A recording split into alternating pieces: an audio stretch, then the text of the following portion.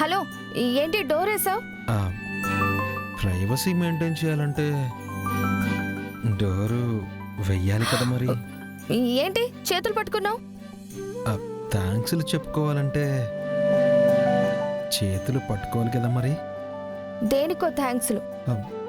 ఒకటా రెండా చెప్పడానికి.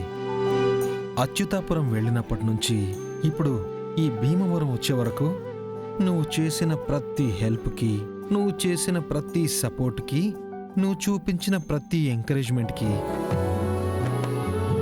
థ్యాంక్స్ అస్య థ్యాంక్సోభ్యః. హలో, చేతులు పట్టుకుని థ్యాంక్స్ చెప్తానని ఇలా బోర్డర్ క్రాస్ చేసి హక్ చేసుకోవడానికి వస్తున్నావేంటి? అంటే మరి ముక్కు మోహం తెలియని వాళ్ళు చెయ్యి చెయ్యి కలిపి థ్యాంక్స్ చెప్పుకుంటే బాగుంటుంది కానీ మూడు ముళ్ళతో ఒక్కటైనా మనలాంటి మొగుడు పెళ్ళాలు కౌగిలింతలతో థ్యాంక్స్ చెప్పుకుంటే ముద్దుగా ఉంటుంది. అందుకని ఒట్టి చేతులు కలిపి థ్యాంక్స్ చెప్పుకుంటే చేదుగా ఉండదు.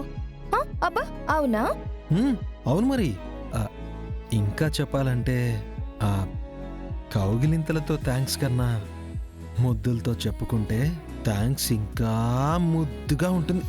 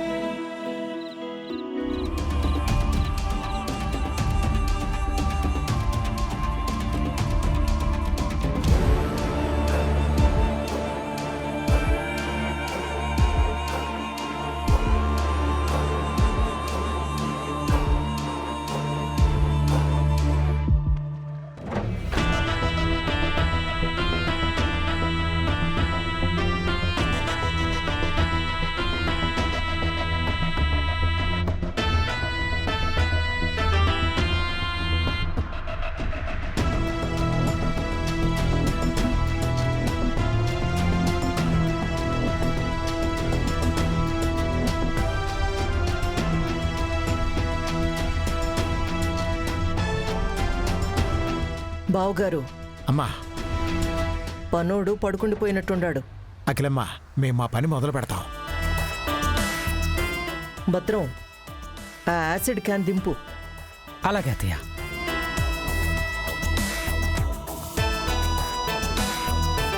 అత్తయ్య, తీశాను. సప్పుడు కాకుండా వెళ్ళి ఈ యాసిడ్ని ఆ చెరువులో కలిపేసిరా. పో. మయ్యరా. పద.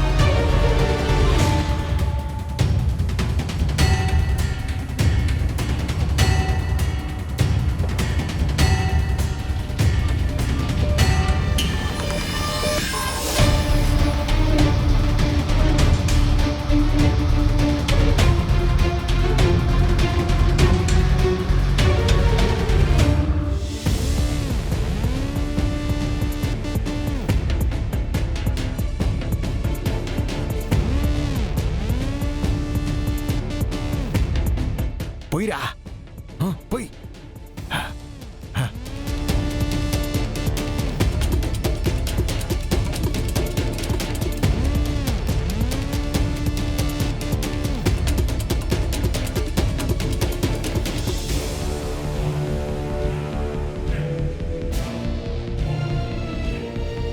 ఒరే, వచ్చే. పద పద పద.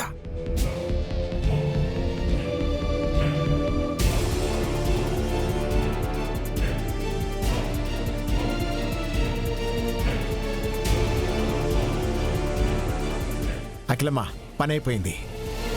ఇంకా వెంకిగాడి పని పూర్తయినట్టే బావగారు. మ్మ్. తెల్లారగానే ఆ వెంకిగాడి బతుకు చీకటైపోతాది. ఆ జనరేటర్ని చూసుకుని మన ముందు తలెగరేసిన ఆ వెంకిగాడి పరిస్థితి తెల్లారగానే తలకిందులైపోతాది. పొద్దున కల్లా చెరువులో రొయ్యలన్నీ చస్తాయి. అది చూసి ఆ బుల్లిరాజుగాడు ఏడుస్తాడు. ఆ వెంకిగాడిపై కేసవుతాది. అప్పుడు దేవరపాటి వెంకటేష్ నాయుడు జైలుకి, ఈ ఆలపాటి అఖిలాండేశ్వరి కూతురుతో కలిసి ఇంటికి.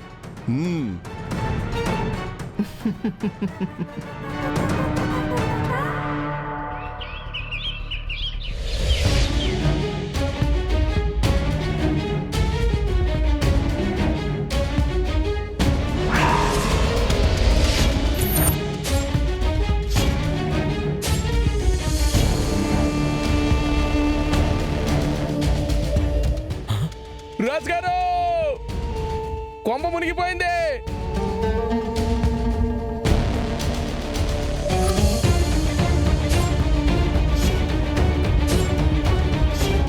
ఏంట్రా ఈ ఘోరం?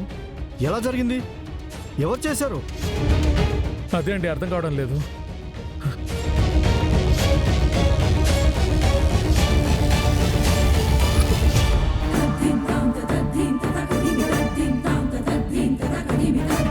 అయ్యయ్యో, ఇలా అయిపోయాయండి.